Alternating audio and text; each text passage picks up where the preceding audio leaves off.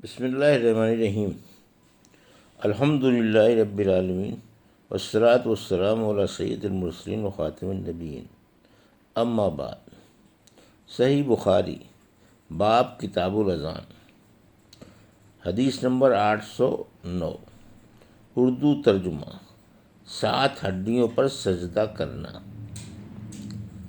ہم قبیصہ بن عقبہ نے بیان کیا، کہا کہ ہم سے سفیان ثوری نے عمرو بن دینار سے بیان کیا، انہوں نے طاؤس سے، انہوں نے حضرت ابن عباس رضی اللہ عنہ سے۔ آپ نے بتلایا کہ نبی کریم صلی اللہ علیہ وسلم کو 7 اعضاء پر سجدے کا حکم دیا گیا تھا، اس طرح کہ نہ بالوں کو آپ سمیٹتے نہ کپڑے کو۔ وہ 7 اعضاء یہ ہیں: پیشانی میں ناک، دونوں ہاتھ، دونوں گھٹنے اور دونوں پاؤں۔ حدیث نمبر 810۔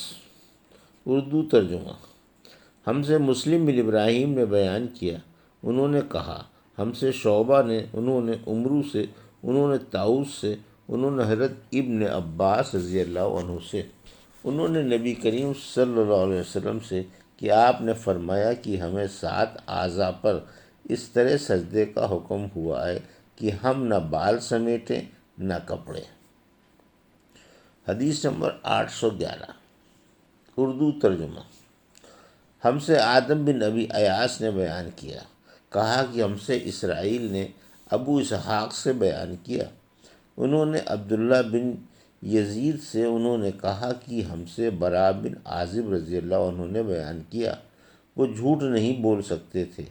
آپ نے فرمایا کہ ہم نبی کریم صلی اللہ علیہ وسلم کی اقتداء میں نماز پڑھتے تھے، جب آپ سمیع اللہ لمن حمدہ کہتے یعنی رکوع سے سر اٹھاتے تو ہم میں سے کوئی اس وقت تک اپنی پیٹھ نہ جھکاتا جب تک آپ اپنی پیشانی زمین پر نہ رکھ دیتے۔ حدیث نمبر 812۔ سجدے میں ناک بھی زمین سے لگانا۔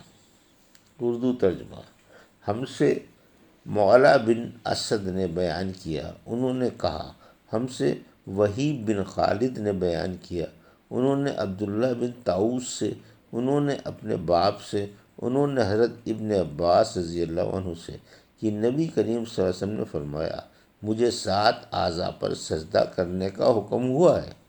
پیشانی پر اور اپنے ہاتھ سے ناک کی طرف اشارہ کیا، اور دونوں ہاتھ اور دونوں گھٹنوں اور دونوں پاؤں کی انگلیوں پر، اس طرح کہ ہم نہ کپڑے سمیٹیں نہ بال۔ حدیث نمبر 813۔ سجدہ کرتے ہوئے کیچڑ میں بھی ناک زمین پر لگانا۔ ہم سے موسیٰ بن اسماعیل نے بیان کیا، انہوں نے کہا کہ ہم سے حمام بن یحییٰ بن ابی کثیر نے بیان کیا، انہوں نے ابو سلمہ بن عبد الرحمن سے، انہوں نے بیان کیا کہ میں ابو سعید خدری رضی اللہ عنہ کی خدمت میں حاضر ہوا، میں کہا کہ فلاں نخلستان میں کیوں نہ چلیں، سیر بھی کریں گے اور کچھ باتیں بھی کریں گے، چنانچہ آپ تشریف لے چلے۔ ابو سلمہ نے بیان کیا کہ میں نے راہ میں کہا کہ شب قدر سے متعلق آپ نے اگر کچھ نبی کریم صلی اللہ علیہ وسلم سے سنا ہے تو اسے بیان کیجیے۔ انہوں نے کہا کہ نبی کریم صلی اللہ علیہ وسلم نے رمضان کے پہلے عشرے میں اعتکاف کیا اور ہم بھی آپ کے ساتھ تھے۔ آپ کے ساتھ اعتکاف میں بیٹھ گئے، لیکن جبرائیل علیہ السلام نے آ کر بتلایا کہ آپ جس کی تلاش میں ہیں شب قدر وہ آ گئے ہے، چنانچہ آپ نے دوسرے عشرے میں بھی اعتکاف کیا اور آپ کے ساتھ ہم نے بھی۔ جبرائیل علیہ السلام دوبارہ آئے اور فرمایا کہ آپ جس کی تلاش میں ہیں وہ رات آگے ہے۔ پھر آپ نے 20ویں رمضان کی صبح کو خطبہ دیا، آپ نے فرمایا کہ جس نے میرے ساتھ اعتکاف کیا ہو وہ دوبارہ کرے، کیونکہ شب قدر مجھے معلوم ہو گئی لیکن میں بھول گیا، اور وہ آخری عشرے کی طاق راتوں میں ہے، اور میں نے خود کو کیچڑ میں سجدہ کرتے دیکھا۔ مسجد کی چھت کھجور کی ڈالیوں کی تھی، مطلع بالکل صاف تھا کہ اتنے میں ایک پتلا سا بادل کا ٹکڑا آیا اور برسنے لگا۔ پھر نبی کریم صلی اللہ علیہ وسلم نے ہم کو نماز پڑھائی اور میں رسول کریم صلی اللہ علیہ وسلم کی پیشانی اور ناک پر کیچڑ کا اثر دیکھا۔ آپ کا خواب سچا ہو گیا۔ حدیث نمبر 814، اردو ترجمہ۔ کپڑوں میں گرہ لگانا اور باندھنا کیسا ہے؟ اور جو شخص شرمگاہ کے کھل جانے کے خوف سے کپڑے کو جسم سے لپیٹ لے تو کیا حکم ہے؟ ہم سے محمد بن کثیر نے بیان کیا، کہا کہ ہمیں سفیان نے ابو حازم سلمہ بن دینار کے واسطے سے خبر دی۔ انہوں نے سہل بن سعد سے انہوں نے کہا کہ کچھ لوگ نبی کریم صلی اللہ علیہ وسلم کے ساتھ تہمند چھوٹے ہونے کی وجہ سے انہیں گردنوں سے باندھ کر نماز پڑھتے تھے، اور عورتوں سے کہہ دیا گیا تھا کہ جب تک مرد اچھی طرح بیٹھ نہ جائیں تم اپنے سروں کو سجدے سے نہ اٹھاؤ۔ حدیث نمبر 815، اس بارے میں کہ نمازی سجدے میں بالوں کو نہ سمیٹے۔ ہم سے ابو نعمان محمد بن فضل نے بیان کیا، انہوں نے کہا کہ ہم سے حماد بن زید نے بیان کیا، عمرو بن دینار سے، انہوں نے طاؤس سے، انہوں نے ابن عباس رضی اللہ عنہ سے، آپ نے فرمایا کہ نبی کریم صلی اللہ علیہ وسلم کو حکم تھا کہ 7 ہڈیوں پر سجدہ کریں اور بال اور کپڑے نہ سمیٹیں۔ حدیث نمبر 816، اس بات میں کہ نماز میں کپڑا نہ سمیٹنا چاہیے۔ ہم سے موسیٰ بن اسماعیل نے بیان کیا، کہا کہ ہم سے ابو عوانہ وضاح نے عمرو بن دینار سے بیان کیا، انہوں نے طاؤس سے، انہوں نے حضرت ابن عباس رضی اللہ عنہ سے، انہوں نے نبی کریم صلی اللہ علیہ وسلم سے کہ آپ نے فرمایا مجھے 7 ہڈیوں پر اس طرح سجدہ کا حکم ہوا ہے کہ نہ بال سمیٹوں اور نہ کپڑے۔ حدیث نمبر 817، اردو ترجمہ۔ سجدے میں تسبیح اور دعا کا بیان۔ ہم سے مسدد بن مسرحد نے بیان کیا، کہا کہ ہم سے یحییٰ بن سعید قطعان نے سفیان ثوری سے، انہوں نے کہا کہ مجھ سے منصور بن معتمر نے مسلم بن سبیح سے بیان کیا، انہوں نے مسروق سے، ان سے حضرت عائشہ صدیقہ رضی اللہ عنہا نے فرمایا کہ نبی کریم صلی اللہ علیہ وسلم سجدے اور رکوع میں اکثر یہ پڑھا کرتے تھے، سبحانک اللہم ربنا وبحمدک اللہم اغفر لی۔ اس دعا کو پڑھ کر آپ قرآن کے حکم پر عمل کرتے تھے۔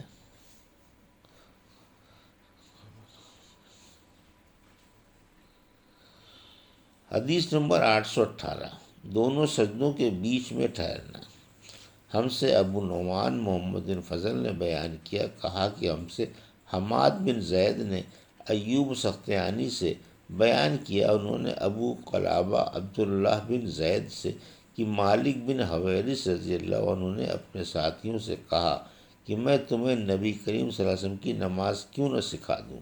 ابو قلابہ نے کہا کہ یہ نماز کا وقت نہیں تھا، مگر آپ ہمیں سکھانے کے لیے کھڑے ہوئے، پھر رکوع کیا اور تکبیر کہی، پھر سر اٹھایا اور تھوڑی دیر کھڑے رہے، پھر سجدہ کیا اور تھوڑی دیر کے لیے سجدے سے سر اٹھایا، اور پھر سجدہ کیا اور سجدے سے تھوڑی دیر کے لیے سر اٹھایا، اور پھر سجدہ کیا اور سجدے سے تھوڑی دیر کے لیے سر اٹھایا۔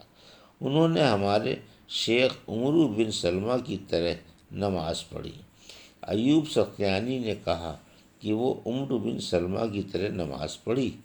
ایوب سختیانی نے کہا کہ وہ عمرو بن سلمہ نماز میں ایک ایسی چیز کیا کرتے تھے کہ دوسرے لوگوں کو اس طرح کرتے میں نے نہیں دیکھا۔ آپ تیسری یا چوتھی رکعت میں پر سجدے میں فارغ ہو کر کھڑے ہونے سے پہلے بیٹھتے تھے، یعنی جلسے استراحت کرتے تھے، پھر نماز سکھلانے کے بعد۔ حدیث نمبر 819، اردو ترجمہ۔ مالک بن حویرث نے بیان کیا کہ ہم نبی کریم صلی اللہ علیہ وسلم کی خدمت میں حاضر ہوئے اور آپ صلی اللہ علیہ وسلم کے یہاں ٹھہرے رہے۔ آپ صلی اللہ علیہ وسلم نے فرمایا کہ بہتر ہے تم اپنے گھروں کو واپس جاؤ، دیکھو یہ نماز فلاں وقت اور یہ نماز فلاں وقت پڑھنا، جب نماز کا وقت ہو جائے ایک شخص تم میں سے اذان دے اور جو تم میں بڑا ہو وہ نماز پڑھائے۔ یہ تھی صحیح بخاری باب کتاب الاذان کی حدیث نمبر 809 سے 819 کا اردو ترجمہ جو ابھی آپ نے سماعت فرمایا۔ اللہ سے دعا ہے کہ اللہ ہمیں ان حدیثوں کی صحیح سمجھ عطا فرما اور ان پر عمل کرنے کی توفیق عطا فرما، آمین یا رب العالمین۔